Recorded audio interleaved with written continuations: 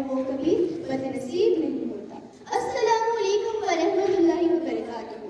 हम उर्दू क्लब के बच्चे यहाँ एक असेंबली पेश करने जा रहे हैं जो कि बेस्ड है वालिदैन के एहतराम पर।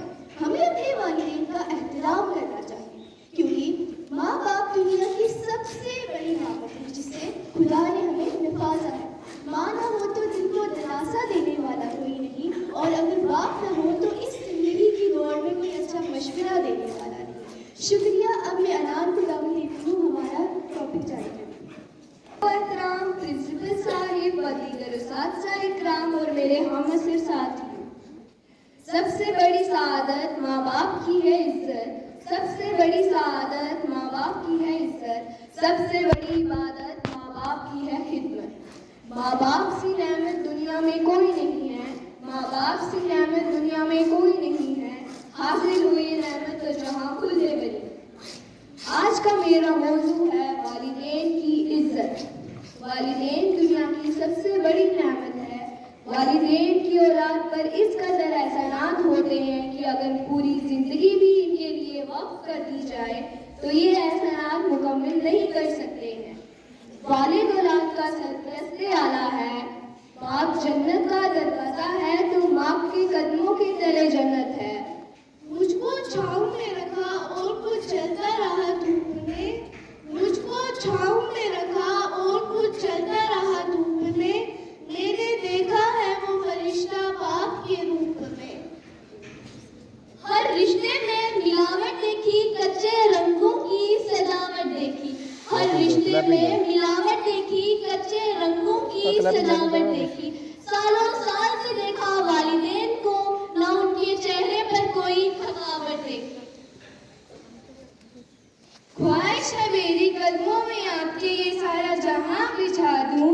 ये ख्वाहिश है मेरी कदमों में आपके ये सारा जहां बिछा दूं। होकर भी तारीफ में आपका ये सारा आसमान सजा दूं। ऐ अब्बू, आपके एक एक खुशी के लिए मैं खुद को जला दूं। जन्नत नज़ीर है मेरी माँ रहमत की। जन्नत नज़ीर है मेरी माँ रहमत की तस्वीर है मेरी माँ। मैं एक ख्वाब हूँ जन्नत की जिसकी ताबीर है मेरी माँ।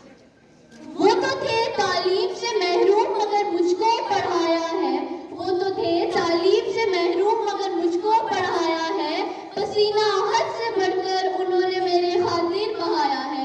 जो आज खड़ी होती हूँ साहों में अपना सर उठाकर, जो आज खड़ी होती हूँ साहों में अपना सर उठाकर, मेरे माँ बाप ने मुझको इस काबिल बनाया। मेरी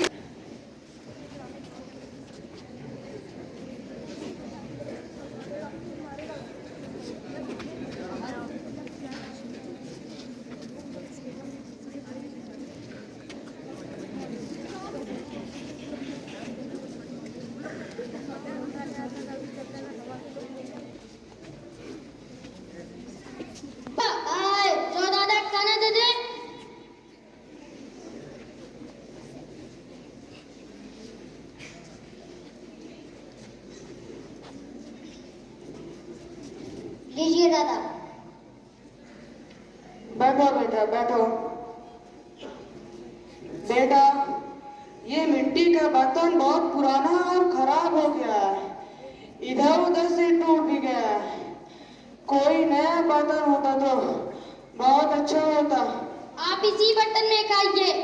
नए प्लेट में आप खाएंगे तो फिर दोबारा उसमें खाते हुए दूसरों को घिन आएगी।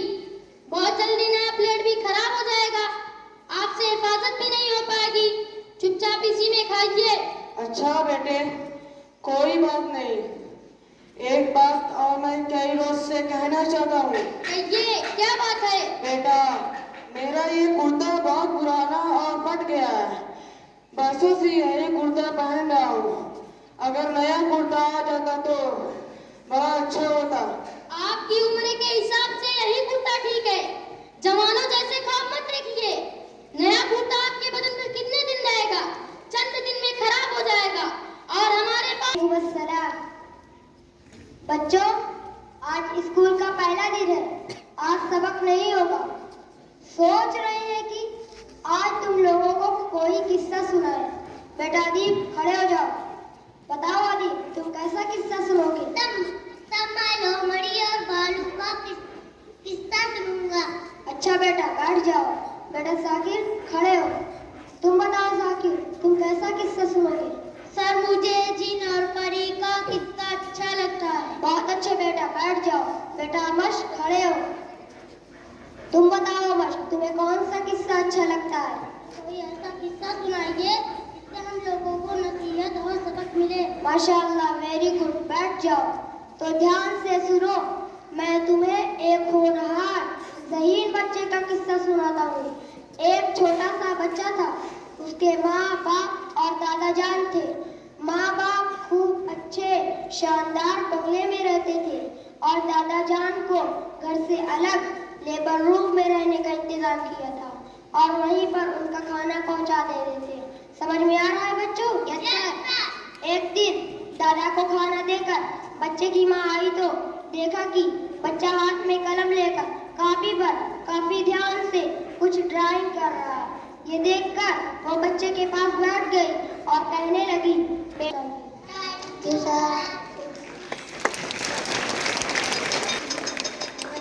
घर का सीन। हाँ, एक आइडिया मेरे ज़हन में आया। दादा जान, मेरे अम्मी अब्बू आपके साथ जो कर रहे हैं अच्छा नहीं है, मुझे इससे तकलीफ होती है। हाँ बाबू, लेकिन मैं मजबूर हूँ, क्या कर सकता हूँ। अगर कुछ कहूँगा तो जो मिल रहा है उससे भी महरूम हो जाऊँगा। इसलिए यही टूटा फूटा बर्तन और पुराना कपड़ा ही सही। लेकिन मुझसे यह नहीं देखा जाता। तो फिर क्या कर... और इतने कपड़े का इंतजाम करूंगा और एक फर्माबरदार बेटे की तरह जिंदगी की आखिरी सांस तक आपकी खिदमत और कबरगिरी करूंगा इंशाअल्लाह। कंटिन्यू करें। इस तरह मेरे गुनाहों को वो धो देती है, इस तरह मेरे गुनाहों को वो धो देती है। माँ बहुत गुस्से में होती है तो रो देती है। घेर लेने को मुझे जब भी बलाएं आ गई, घेर लेने को मुझे जब भी बलाएं आ गई, ढाल बनकर सामने माँ की दुआएं आ गई। अस्सलाम वालेकुम, मैं आयरा फातिमा उर्दू क्लब की तालिबे इल्म हूँ। मैं आज आपके सामने माँ बाप के हुकूक पर चंद अल्फाज पेश करना चाहती हूँ। दोस्तों, रब्बुल आलमीन ने इंसान को बहुत से तोहफों से नवाजा है। उन्हीं में से एक तोहफा वालिदैन है। हर मजहब की मुतबर्रक किताबों में वालिदैन की अजमत को बयां किया गया है। इस्लाम में जहाँ जन्नत को माँ के कदमों में बताया गया है, वही बाप को जन्नत का दरवाजा कहा गया है। दोस्तों, पहाड़ी के शायर मियां मोहम्मद बख्श ने कहा है, बाप सिराने ताज मोहम्मद ए मामा ठंडियां छाओ।